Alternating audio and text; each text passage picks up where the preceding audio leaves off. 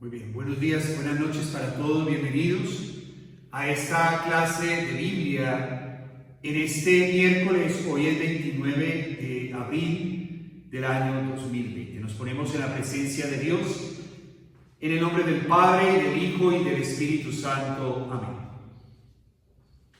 Padre nuestro que estás en el cielo, santificado sea tu nombre. Venga a nosotros tu reino, hágase tu voluntad en la tierra como en el cielo. Danos hoy nuestro pan de cada día. Perdona nuestras ofensas, como también nosotros perdonamos a los que nos ofenden. Y no dejes caer en la tentación y líbranos de todo mal. Dios te salve María, llena eres de gracia. El Señor es contigo. Bendita tú eres entre todas las mujeres y bendito el fruto de tu vientre Jesús. Santa María, Madre de Dios, ruega por nosotros pecadores, ahora y en la hora de nuestra muerte. Amén. Gloria al Padre, al Hijo y al Espíritu Santo, como era en el principio, ahora y siempre, por los siglos de los siglos. Amén. Reina y hermosura del Carmelo, ruega por nosotros. Santa Teresita del Niño Jesús, ruega por nosotros. En el nombre del Padre, del Hijo y del Espíritu Santo. Amén. Buenas noches para todos y bienvenidos, hermanos. Hace 8 días atrás quedamos en un tema que quiero devolverme un poquito, porque el tema de hace 8 días atrás hablaba de la elección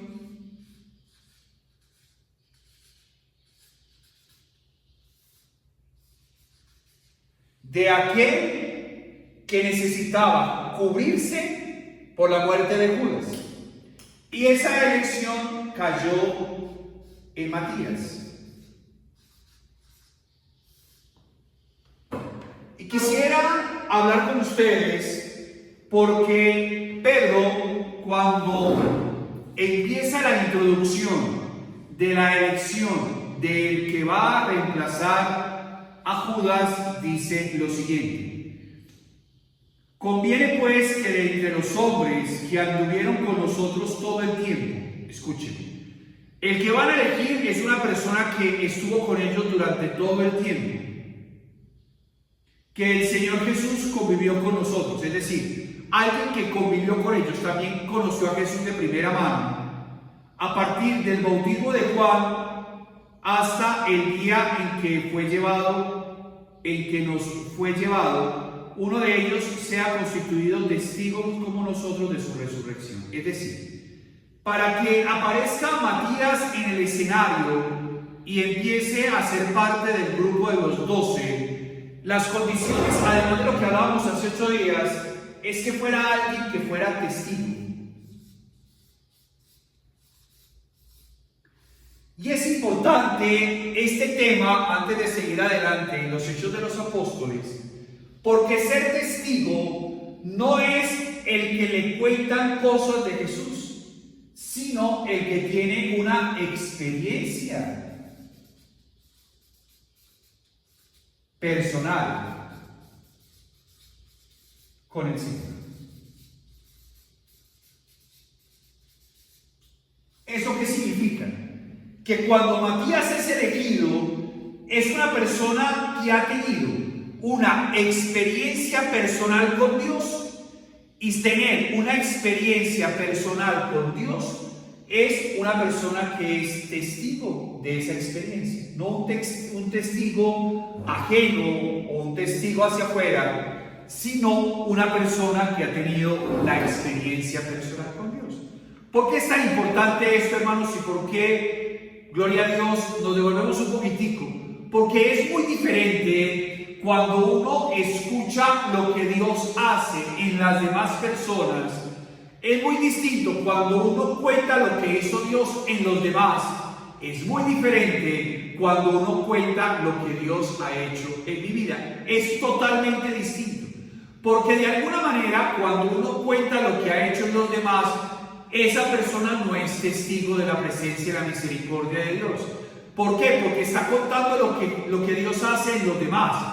Cuando uno empieza a contar lo que Dios ha hecho en mi vida, es ahí donde se vuelve testigo de la presencia y la misericordia de Dios. Cuando uno está en este camino de fe, hermanos, es muy distinto cuando uno se encuentra con personas anónimas que vienen anónimamente porque sienten que es algo que ritualmente lo necesitan, a cuando vienen realmente como una experiencia de Dios que quieren nutrir y crecer. ¿Cuál es la diferencia entre esas dos cosas? Que el primer ser humano son personas que tienen experiencia de Dios y oídas. El segundo ser humano es el que tiene una experiencia personal con Dios y quiere venir a crecer espiritualmente y a buscar esa manera de agradar a Dios con los actos que estamos haciendo. ¿Cómo logramos los seres humanos llegar a ser testigos de la misericordia de Dios? Cuando aprendemos en la vida, y miremos un poquitico más antes de seguir con Pentecostés, cuando entendemos en la vida lo que significa el amor de Dios. Y es que el amor de Dios, el amor de Él, no depende de lo que yo haya hecho, inclusive de lo que yo hago hoy, sino que el amor de Dios es fundamentalmente un don gratuito para todos los seres humanos. No hay ninguna dificultad, no hay nada que nos separe del amor de Dios. Por eso dice San Pablo en una de las epístolas: nada, absolutamente nada nos puede separar del amor de Dios. Entonces, cuando uno trata de meterse en este camino de fe y empieza a ser testigo, es cuando el ser humano empieza a buscar un amor de esos amores que sean eternos, que nunca dañan, aunque el amor nunca daña, pero ese amor que sacia, nunca hostiga, ese amor que llega, ese amor que da paz, ese amor que le da la felicidad, y el único amor posible es el amor de Dios. Para no volvernos hace 2 semanas atrás, sí me gustaría, además de esto, de ser testigo, escribir algo en el tablero que no quiero dejarlo pasar por alto, y es que toda experiencia de testimonio es una experiencia de conversión. Miren, este es el punto. No existe una experiencia de ser testigo del amor de Dios sin antes no se da en nosotros un trabajo de conversión. ¿Qué es el trabajo de conversión? Es un cambio de corazón. El problema de los seres humanos es que nosotros evaluamos la conversión y muchas veces lo evaluamos a través del miedo. Cambiamos porque si no cambiamos para no irnos al infierno, cambiamos porque, no sé, para que nos vaya bien en la vida. El problema de la conversión es que el cambio de corazón aparte a través del amor. Nosotros somos testigos del amor, no de otra cosa, hermano. Nosotros somos testigos del amor y le enseñamos a las demás personas a través de nuestro testimonio a amar. Esta es la clave de la presencia de Dios y el testimonio de Matías. Matías, cuando fue elegido para hablar de la resurrección del Señor, para mostrar cualquier cantidad de cambios a nivel estructural y a nivel social de lo que significa la resurrección del Señor, que ahorita lo vamos a ver a través de Pentecostés, somos seres humanos que aprendemos o que enseñamos como Matías a los demás a cambiar la vida por amor, solamente por amor. Y solamente cuando un ser humano se llena, se satura de amor, se satura de la experiencia de la misericordia de Dios, produce un cambio en su corazón. Nadie cambia por miedo, nadie cambia por miedo, nadie cambia por temor. Los seres humanos que planteamos nuestra vida tratando de cambiar a través del miedo, el día que se acabe el miedo, o el día que el miedo deje de alimentarse por la culpa, hasta ahí no llegó los caminos de conversión.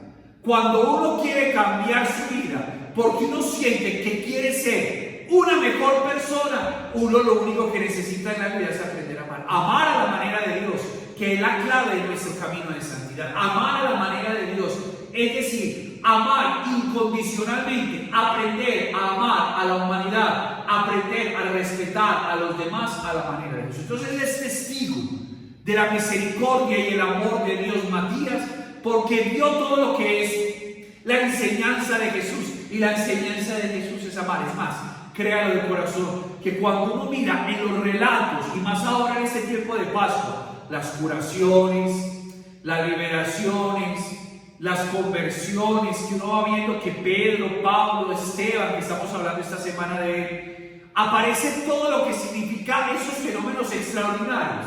No hay ningún fenómeno extraordinario, es que cuando uno aprende a amar a la manera de Jesús, ese ser humano empieza a amar lo imposible. Por eso, cuando uno ama, hace locuras. Cuando Dios nos ama, nosotros hace locuras. ¿Cómo cuál locura?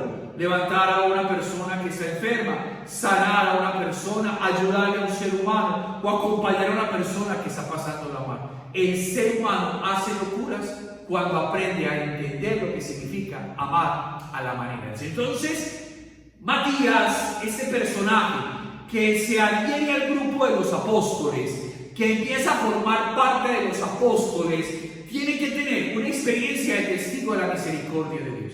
Tiene que tener una experiencia personal, no una experiencia ajena, sino una experiencia personal de la misericordia de Dios. Una experiencia donde este ser humano va a enseñar que la única ley posible para acceder a Dios es el amor. Y la única manera de aprender a amar es que Él nos enseña a amar y nunca nos abandona. Y el amor de Dios a través de nosotros empieza a afectar a las demás personas. Ahí está la clave de ser testigo de la misericordia de Dios. Ahí está el testimonio de lo que significa Matías. Y creo que no hay otra manera, no hay otro planteamiento como el que está en el tablero cuando uno trata de entender lo que significa la comunidad naciente. La comunidad naciente, ¿por qué? Porque para el judío de la comunidad naciente, eso se sintetizaba a través de las leyes. A través de las leyes que tenían que hacer para poder acceder a Dios. Y créalo que la única ley que dice el Señor en su palabra es: amarás al Señor tu Dios con todo tu corazón, con toda tu alma, con todas tus fuerzas, con todo tu ser, y al prójimo como a sí mismo. ¿Por qué es tan importante el amor? Porque lo único que cambia el corazón del ser humano es el amor, nada más. Lo único que cambia verdaderamente el ser humano es cuando uno se siente invadido por el amor de Dios.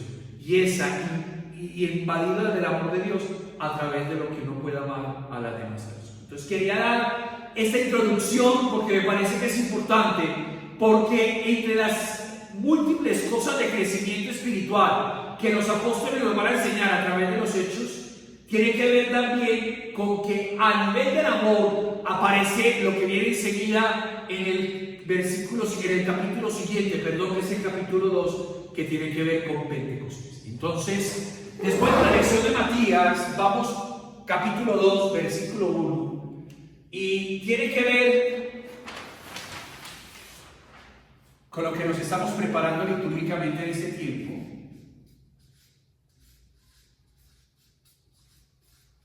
Pentecostés. Voy a leer. Me sigue. Al llegar el día de Pentecostés, estaban todos reunidos en un mismo lugar. Primero, estaban todos reunidos en un solo lugar. ¿Por qué es importante? Guárdemelo ahí, que enseguida le voy a decir por qué. De repente, vino del cielo un ruido como de una ráfaga de viento impetuoso, que llenó toda la casa en la que se encontraba. De repente vino un viento impetuoso. Se les aparecieron unas lenguas como de fuego, que se repartieron y se posaron sobre cada uno de ellos. Quedaron todos llenos del Espíritu Santo y se pusieron a hablar en otras lenguas según el Espíritu Santo les concedía expresarse. Entonces, ¿Qué es Pentecostés? Pentecostés es la presencia del Espíritu Santo.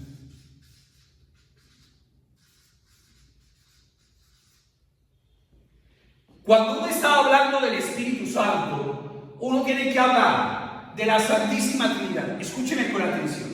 El Padre, que es el que crea. Por eso, todos nosotros, cuando nos levantamos, le damos gracias a Dios Padre, porque es el que sigue creando. Está creando la creación, cada uno de nosotros.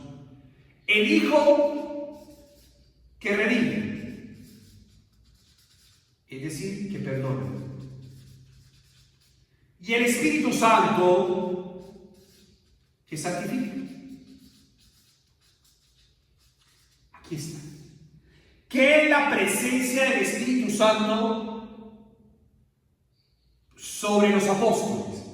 La presencia del Espíritu Santo sobre los apóstoles es la fuerza de Dios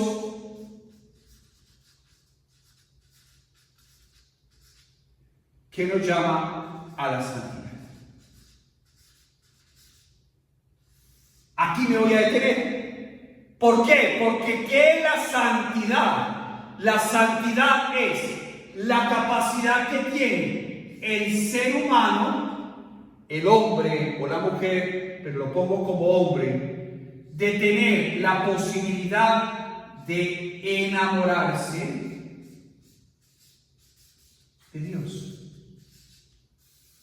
Y la capacidad que tiene el ser humano de recibir ese amor de Dios.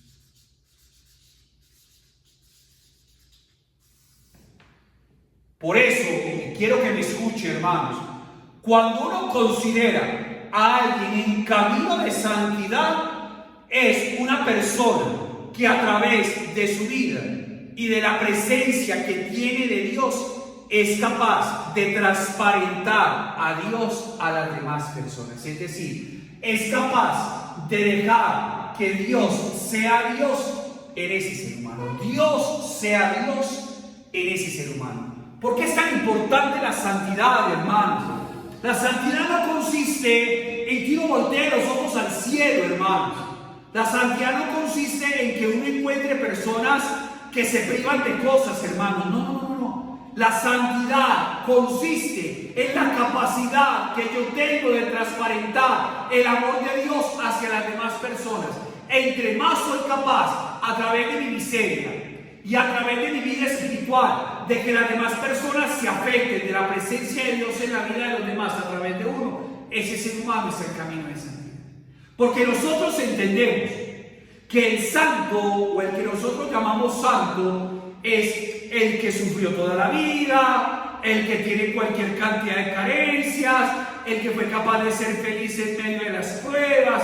Todos los seres humanos somos capaces. Además, cuando uno está en este camino de fe, el Señor me fortalece, es el sustento que me sustenta para llevar las dificultades, para generar esperanza en medio de la crisis, como por ejemplo la que estamos viviendo. Para los que estamos todavía y empezamos a sentir en el corazón una piquiña de saber que esto ya vamos a terminar, que vamos a salir de esto con la gracia de Dios, que vamos a mirar, ya estamos mirando al final del túnel la luz. Eso hace parte del camino espiritual de cada uno de nosotros, hermanos. Pero ser santo o estar en camino de santidad es transparentar el amor de Dios hacia las demás personas. Palabras más y palabras menos. En la medida en que yo soy capaz de amar cada día más a los demás, ese ser humano cada día más está en camino de santidad. Aleluya. Lo voy a volver a repetir. Cada vez que yo soy capaz de amar a los demás, cada vez que yo soy capaz de respetar a los demás, porque eso es el amor, cada vez que soy capaz de juzgar menos a los demás, cada vez que soy capaz de hacer pequeñas cosas por los demás, por amor, créalo de corazón que yo estoy en camino de santidad. El camino de santidad, hermanos, para cada uno de nosotros depende de lo que Él quiera de nosotros. Regálenme un segundito, perdónenme que fui apresurado en esta frase. Aunque es verdad, déjenme que se la ponga más adelantico. Porque para lo que es común para todos, para usted y a mí, es que nosotros transparentamos el amor de Dios a los demás. Y entre yo más, por la gracia de Dios, aprendo a amar a los demás, amar a la naturaleza, que nos hace falta amar a la naturaleza, amar a los que piensan diferente, amar a los que no creen en Dios y empezar a orar por ellos, y amarnos a nosotros mismos, como dice la palabra. Amarás al Señor tu Dios con todo tu corazón y al prójimo como a sí mismo, es decir, aprender a amarnos. Cuando uno dice, Padre, ¿qué significa aprender a amarnos? Aprender a amarnos es que llegó el tiempo de verdad en que empecemos a saber que nosotros somos hechura de Dios, que nosotros somos hechura de Dios. Una de las cosas más dolorosas, y creo que una de las cosas que uno sí tiene que cambiar, y más en este tiempo que se nos permite, es que los seres humanos tenemos una facilidad enorme de pensar que hay un criterio de ser bonito o feo de acuerdo a ciertos estándares sociales que se nos presenten. Y créanlo que hay seres humanos que me están escuchando y no se sienten realmente bonitos porque no se parecen a ciertos estándares sociales que se nos han presentado, nos han venido a través de la sociedad de consumo. Llega un momento en que de verdad uno tiene que sentirse bonito porque uno es hechura de Dios.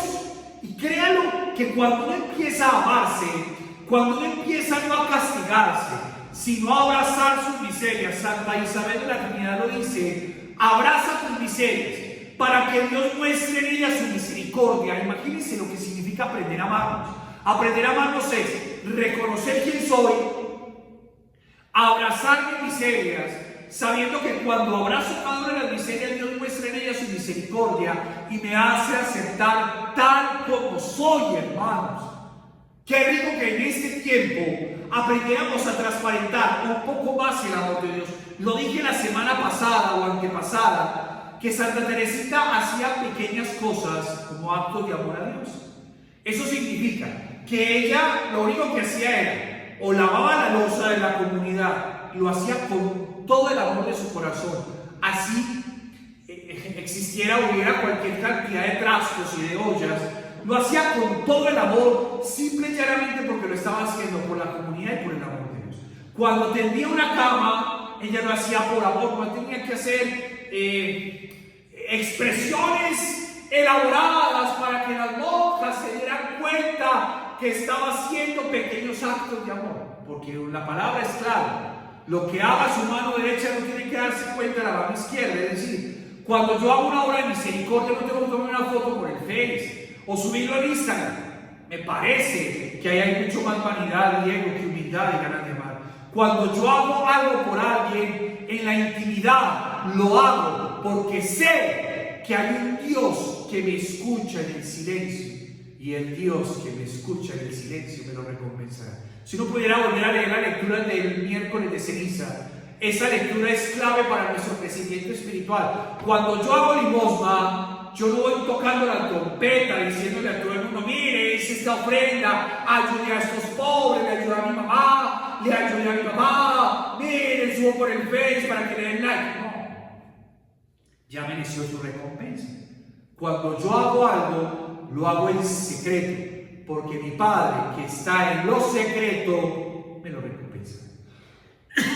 Entonces, en la medida en que yo empiece a amar a los demás, a atender a los demás con amor, sin necesidad de hacer escándalo de eso, como diría Santa Teresita, por amor lo hago, es decir, porque el amor hace locura. Le decía en la hoja anterior, Santa Teresita no hacía nada más sino amar y atender a las demás monjas con amor, y lo ofrecía a Dios como actos pequeños de amor. Inclusive lo ofrecía por la conversión de alguien, por la conversión de alguien que le había pedido oración. Pequeñas cosas que cambian los corazones. Cuando uno empieza a amar a las demás personas desinteresadamente, no esperando a cambio nada, hermanos, ahí está la clave. Porque los seres humanos esperamos mucho cuando amamos. Y cuando uno aprende a amar desinteresadamente, uno lo está amando porque lo único que podemos hacer en el camino de la santidad es amar, amar y nada más amar. El problema de la santidad es una lucha continua con nuestro egoísmo. El problema de la santidad es una batalla abierta con nuestra vanidad. El problema de la santidad es que queremos aparecer cuando no debemos aparecer. Es más, le voy a dar una clave de santidad que a mí me ha servido personalmente, que cada vez que Dios me permite compartirlo se lo digo a alguien. Cuando uno ve la película del Padre Pío, que está bien hecha y se la recomiendo, en ese tiempo de cuarentena, cuando él recibió los estigmas del Señor, véase, él lo que menos quería era que las demás personas se dieran cuenta que era estigmatizado. Lo que menos quería. Porque él pensaba, y tengo toda la seguridad, que cuando uno empieza a tener ciertas cosas de Dios, o empieza, que eso es lo que voy a decir enseguida, cuando Dios lo empieza a usar de acuerdo a lo que Él quiere para cada uno, uno tiene que guardar más silencio porque la gloria es para Él. Y Él lo prendía y se escondía realmente, porque cuando uno está en camino de santidad, hermanos, uno no quiere que las demás personas se den cuenta. Es más, cuando uno lee el libro de Emiliano Tardif, de Jesús está vivo, que se lo recomendé hace 15 días atrás, dice él que después de estar haciendo una noche de oración y alabanza, de imposición de manos, donde la gente se sanaba, se liberaba, la gente se levantaba, escuchaba lo que significaba la presencia del Espíritu Santo en los milagros, él terminó y salió al acto de la iglesia. Léalo en Jesús está vivo. Cuando miró, él vio pasar un burro y él entendió que él simplemente era el burrito donde Jesús se monta.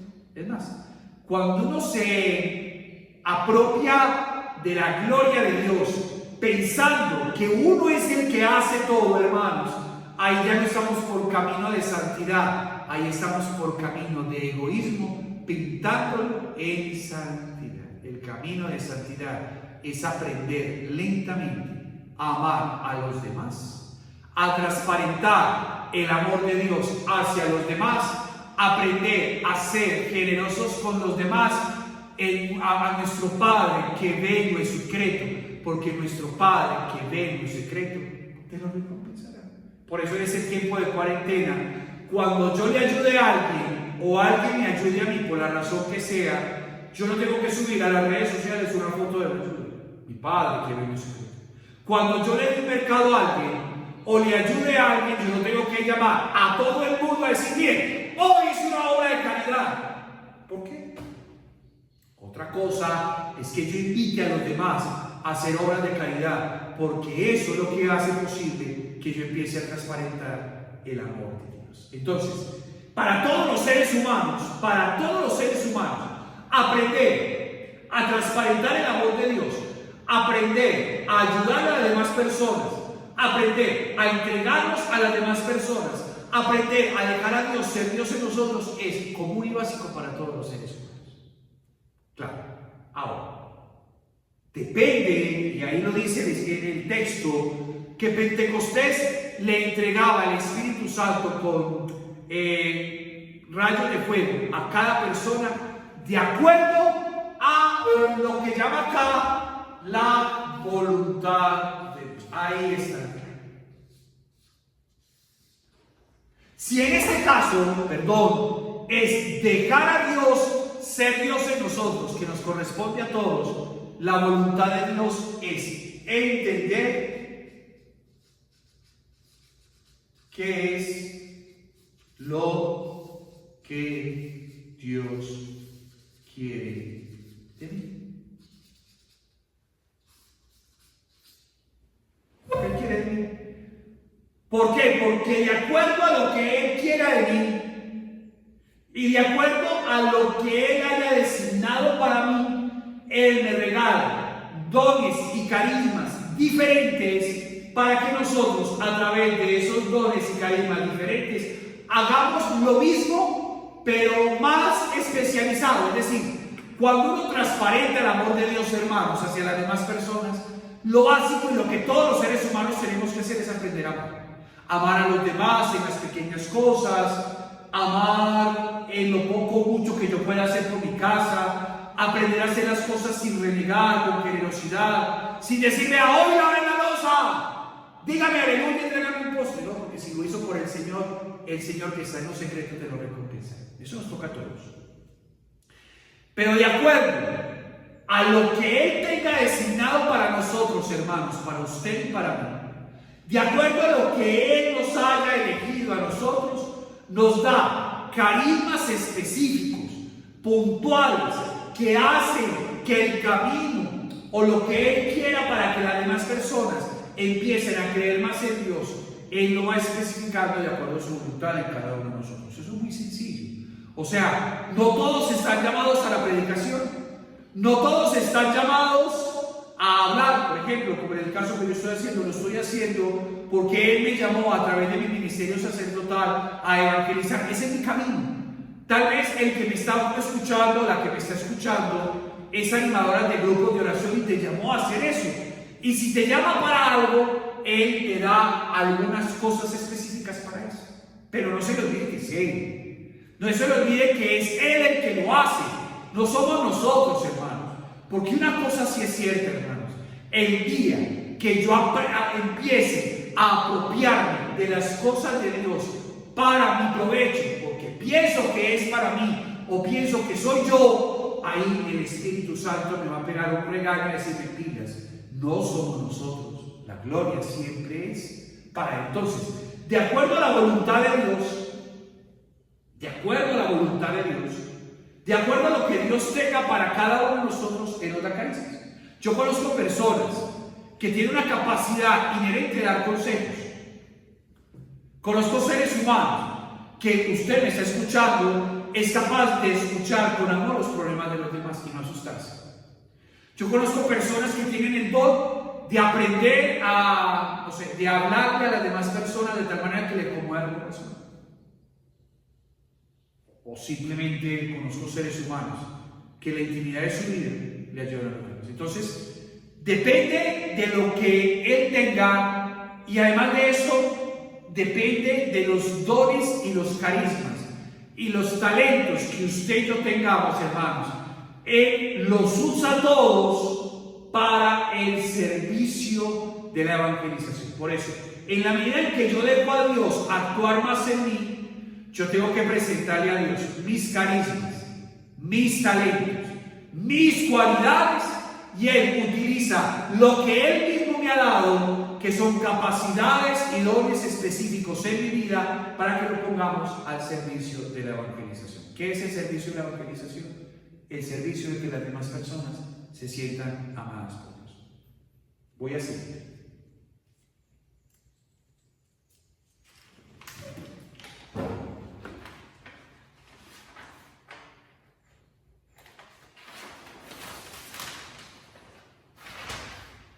Sigamos. Estaban todos reunidos, recibieron la efusión del Espíritu Santo. Había en Jerusalén hombres piadosos que allí residían, venidos de todas las naciones que hay bajo el cielo. Al producirse aquel ruido, la gente se congregó y se llenó de estupor al oírlos hablar cada uno en su propia lengua. Estupefactos y admirados decían: ¿es que no son galileos todos estos que están hablando? Pues como cada uno de nosotros lo oímos en nuestra propia lengua nativa. ¿Quiénes estaban? Partos, medos, elamitas, habitantes de Mesopotamia, Judea, Capadocia, el Ponto, Asia, Frigia, Panfilia, Egipto, la parte de Libia fronteriza con Cirene, forasteros romanos, judíos y prosélitos, creyentes y árabes. Todos lo oímos hablar en nuestra lengua las maravillas de Dios. Todos estaban estupefactos y perplejos y se decían unos a otros: ¿qué significáis? Otros en cambio decían: están llenos de gusto. Mire, es que el lenguaje universal es el amor.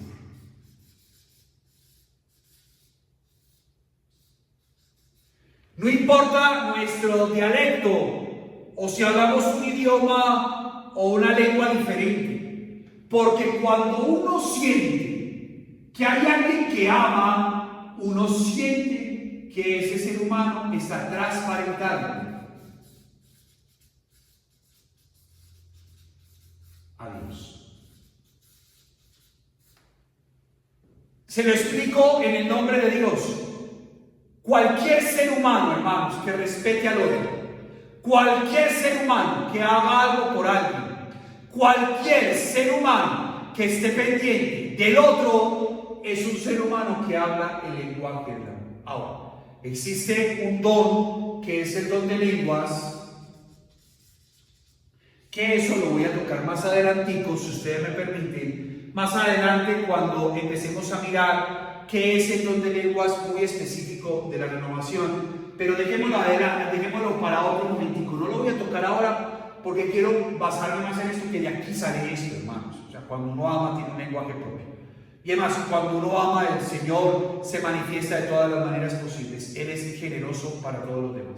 Pero creo que cuando uno ama, los que aprendemos a amar, sea cual sea nuestra condición, sabemos de lo que estamos hablando. Cuando el ser humano no ama y piensa solamente en sí mismo, y piensa solamente en sus necesidades, y piensa solamente en lo que esa persona necesita, nunca va a entender el lenguaje del amor.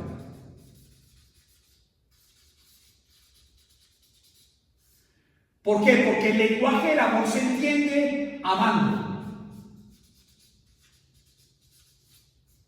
Y el lenguaje que no es amor sino egoísmo no se va a entender, porque cualquier ser humano que ame va a mostrar una diferencia en su manera de pensar y en su manera de actuar.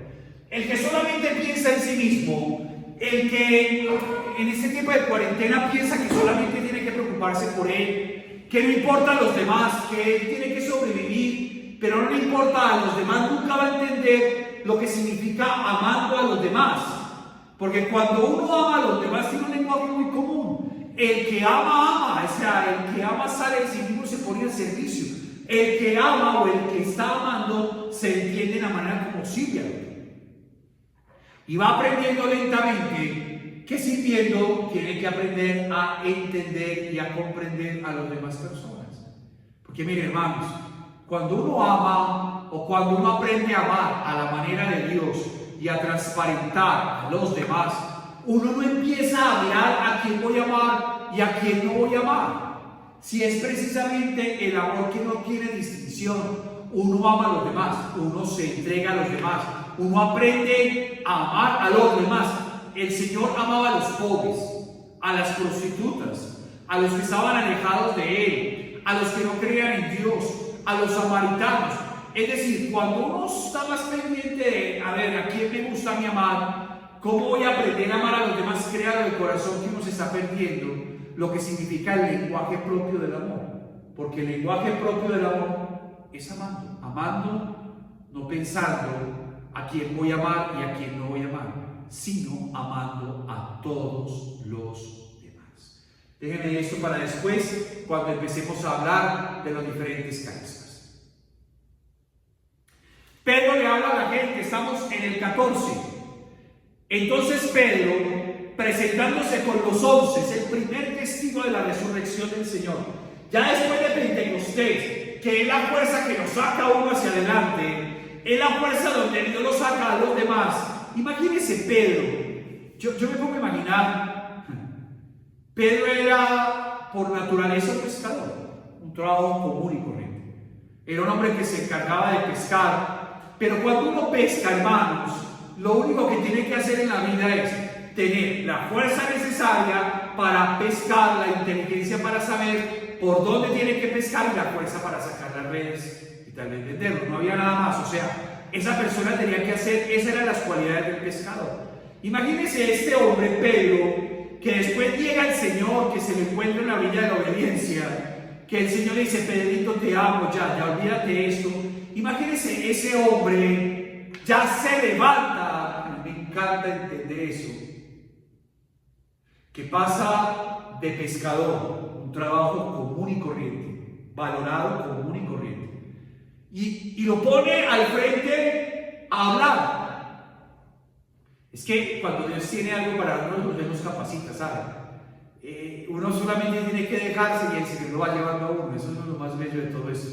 O sea, no es que uno sea inherente y tenga la capacidad para hacerlo. Él utiliza al que sea. Y utiliza al que se deje usar por Dios y al que se deje en su corazón. A esos que aparecen anónimos, que uno piensa que va a ser de esa persona, o uno piensa que de esa persona no va a salir prácticamente un buen discurso. De este hombre se levanta y mire semejante discurso. Por eso es que cuando uno se deja que Dios lo moldee, uno va entendiendo que Dios es el que actúa a través de nosotros mismos. Pedro, presentándose con los 11, levantó su voz y les dijo: judíos y habitantes de Jerusalén, que les quede bien claro y presten atención a mis palabras. Estos no están borrachos, como ustedes suponen, pues es la hora tercia del día, sino que es lo que dijo el profeta. Sucederá en los últimos tiempos, dice Dios, derramaré mi espíritu sobre toda carne. Profetizarán vuestros hijos y vuestras hijas. Vuestros jóvenes verán visiones. Vuestros ancianos soñarán sueños. Y yo sobre mis siervos y sobre mis siervas derramaré mi espíritu. Haré prodigios arriba en el cielo y señales abajo en la tierra. El sol se convertirá en tinieblas y la lluvia en sangre, antes de que llegue el día grande del Señor. Y todo el que invoque el nombre del Señor se salvará. Israelitas, escuchen estas palabras. A Jesús, el Nazareno, hombre acreditado por Dios entre ustedes con milagros, prodigios y señales, que Dios hizo por su medio entre ustedes, como ustedes mismos saben, a este, que fue entregado según el determinado designio y previo conocimiento de Dios, ustedes lo mataron, clavándolo en la cruz por mano de los impíos. A este pues Dios lo resucitó, liberando de los dolores del Hades, pues no era posible que quedase bajo su dominio, porque dice de él David: veía constantemente el Señor delante de mí, puesto que está a mi derecha para que no vacile. Por eso se ha alegrado mi corazón y se ha alborozado mi lengua, y hasta mi carne reposará en la esperanza de que no abandonarás mi alma en el Hades y permitirás que tu santo experimente la corrupción. Me has hecho conocer caminos de mi vida, me llenarás de gozo con tu rostro. ¿Saben, hermanos? ¿Por qué se levanta Pedro? No solamente porque cuando uno se dispone de Dios, Dios hace con nosotros lo que quiera, sino que Pedro empieza a explicarle a las demás personas lo central de la predicación de Dios, y es que el personaje que estaba muerto, que esa parte ellos entendían, está vivo. A nosotros, esta partecita es lo que me interesa ya para terminar esta reflexión de esta noche, y es que realmente toda la clave de la predicación de los hechos de los apóstoles es decirle a las demás personas que Jesús está vivo. Esa es la clave. O sea, todos los que lo vieron crucificado, hasta ahí llegó. Pero Pedro, y cuando veamos más adelante los demás, lo único que va a explicarle a los demás es que él sigue estando vivo. La pregunta que dejo abierta para dentro de 8 días es una pregunta muy sencilla. Para usted y para mí, ¿él está vivo o él está muerto? Es simple. ¿Cómo me doy cuenta yo si en mi vida, porque me contestará usted a través de esta noche virtual, no, Padre Alejo, está vivo? Espere. Si está vivo, ¿por qué nos cuesta tanto creerle? Aquí está. Porque a veces Nuestra fe falla porque uno piensa que está muerto. Y uno cree que está muerto. Es más, hay personas que piensan que esto es lo que pasó, lo que estamos pasando con la pandemia, es porque él sigue estando muerto, no está vivo. Yo me pongo a pensar y se lo hago como una pregunta verdaderamente en mi vida personal, en este miércoles 29, con todo lo que está pasando, con toda esta pandemia, con todo este aislamiento obligatorio y con todo este COVID-19, nosotros le estamos creyendo a Dios. Usted y yo le estoy creyendo, de verdad, acá, no acá, acá, que Él no me falla.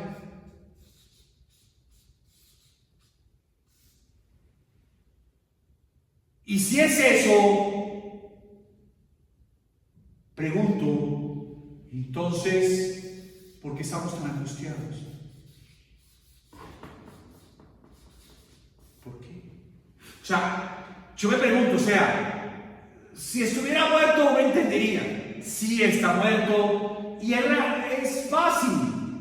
Pero resulta que Él está vivo y Pedro lo que le dice a los demás con toda la fuerza del Señor es que mire, ustedes lo mataron, ¿se acuerdan? Sí, Él está vivo. Esa parte, y además lo apalanca con un texto de David profético para decir que es imposible que esté muerto, que está vivo. Es ahí donde cambia el ser humano. Todo lo que vengo diciendo yo en mi clase de Biblia en este miércoles era para llegar acá. De aquí para atrás, todo va teniendo sentido. Uno aprende a amar porque Él está vivo y Él enseña. Uno aprende a perdonar porque Él está vivo. Uno aprende a hacer los pequeños detalles porque Él está vivo. Uno empieza a transparentar su amor porque Él está vivo. Uno empieza a cambiar porque Él está vivo. O sea, cuando yo empiezo a entender que Él está vivo, yo empiezo a entender que mi fe en Él empieza a creer que de esto vamos a salir. Y hago una pequeña reflexión chiquita, porque dentro de 8 días nos metemos por acá. Y yo quiero hacer una reflexión chiquita, ¿saben? Sé que ha sido difícil, bendito Dios, quien no llevamos mucho tiempo. En el caso mío, desde el 16 de marzo, que fue la última vez que tuve la cita con el médico, estamos hablando casi de 2 meses y medio, todavía nos falta. Sé que es un camino difícil, sé que no lo pedimos. Como usted y a mí el día menos pensado recibimos una orden de encerrarnos, estar en casa. A veces no tengo ni siquiera el tiempo para arreglar muchas cosas. Y claro, estar en casa los primeros días es fácil, porque sea como sea, uno empieza a convivir con los suyos, uno empieza a mirar que era necesario estar, uno empieza a estar pendiente de los muchachos si es que tiene muchachos. Pero el tiempo va pasando y uno va sintiendo en su vida angustia normal. Lo económico va empezando a pesar en ese momento, porque sea como sea, con donde se saca y no se mete generalmente es porque estamos mal, y sé que estamos mal. Sé que usted y yo hacemos milagros para poder ampliar un poquitico la platica, para poder pagar, y de pronto tenemos responsabilidades, pensamos en las personas. Y todo ese cóctel que es normal se mete en un encierro donde uno no tiene más sino que pensar todo el día en lo mismo. Y saben, le quiero dar un dato, y lo entiendo, a mí también me pasa. Cuando estemos orando, la primera oración que yo tengo que decir es que Él está vivo. Y si Él está vivo, yo tengo que creer que Él, más los cuidados que estamos llevando, de eso vamos a salir de su mano. Y lo vuelvo a repetir, porque a la mente le cuesta mucho entender, la mente le cuesta mucho pensar cómo vamos a pagar los arriendos, los servicios, todo, cómo vamos a pagar eso, cómo vamos a pagar las deudas, la tarjeta de crédito, cómo vamos a alimentarnos. Y uno va escuchando que la situación cada día está más difícil, que las entradas cada día están más difíciles, se le digo que sí. Pero saben, con el alma y la esperanza de la resurrección, que no nos falla. Miren, se lo digo suavecito para terminar, sé que me he demorado más de la cuenta, pero sé que cuando usted me está viendo, sé que la gran mayoría o muchos de los que están viendo en esta noche hemos tenido, a diferencia de esta pandemia, momentos en nuestra vida personal donde también hemos pensado que no vamos a salir. Momentos de enfermedad, en el caso mío, momentos de una separación, momentos de una crisis económica, momentos de una realidad puntual que sé que usted y yo hemos vivido.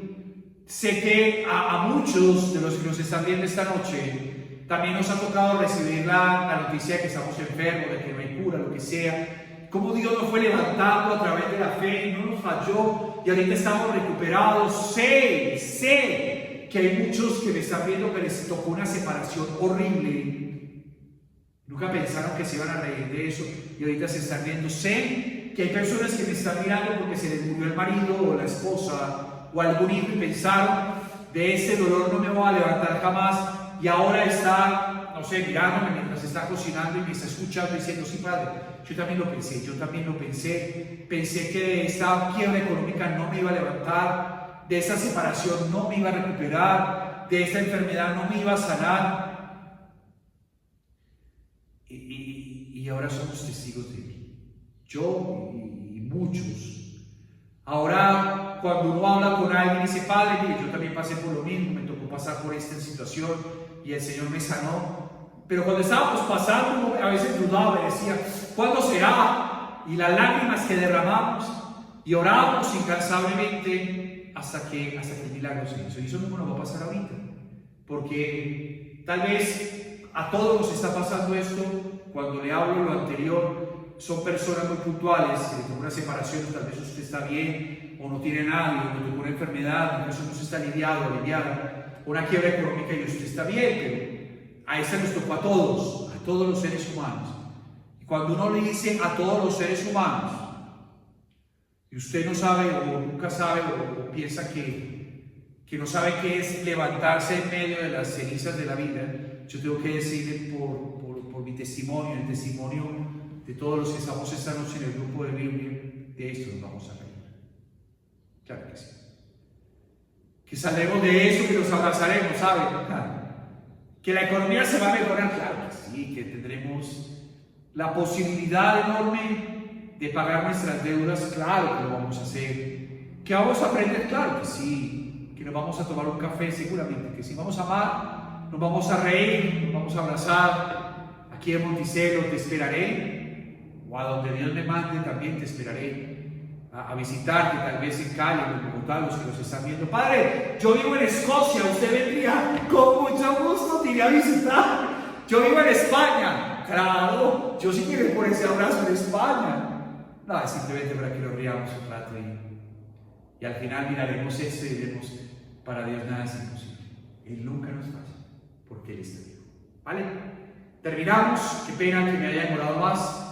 Una buena noche para todos y bendición, Padre, Hijo y Espíritu Santo, descienda sobre nosotros y nos acompañe siempre. Amén.